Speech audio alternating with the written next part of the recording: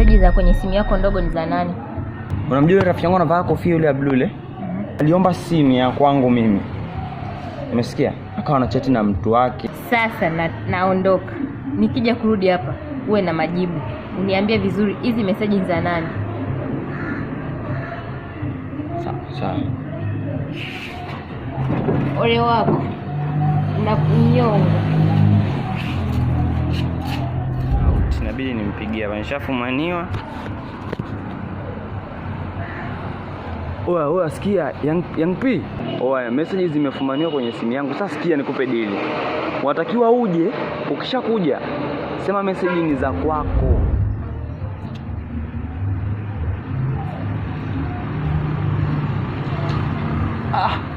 Oya mwanangu sana.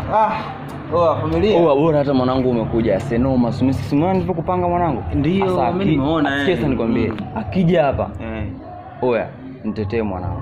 Hiyo imeisha. Yaani hilo limeisha. Mimi nimekuja hapa tunalimaliza. Au sio? Nalimaliza. Baridi. Familia, siwaze ngoja. Kwanza huyo hapa anakuja.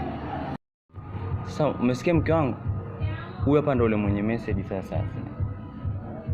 Hebu nisaidie kumwambia basi message nzi kwanza kwa maana mimi.